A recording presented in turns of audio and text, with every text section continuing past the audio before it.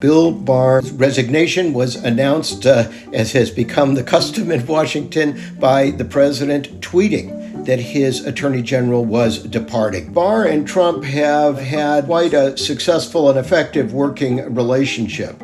They had occasional differences, but in the last few weeks, really since the election, there have been two notable things that jumped out. First, Mr. Barr parted from the president, who insisted that this past election was riddled with fraud.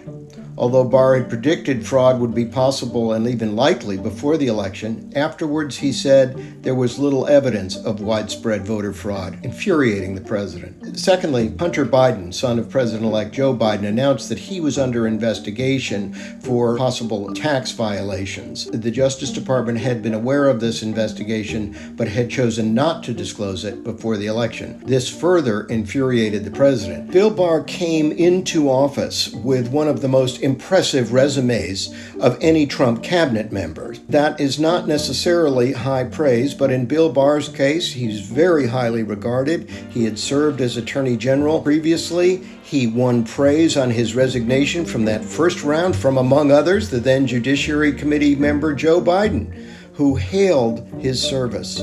So the sense was that this was an institutionalist, a guy who would protect the Department of Justice and protect the norms with which the Justice Department operated with some independence from the White House. To the shock of many Democrats, including Joe Biden, but also some Republicans who became outspoken, Bill Barr aligned himself politically with the president and seemed to use the levers of the Justice Department to help the president politically.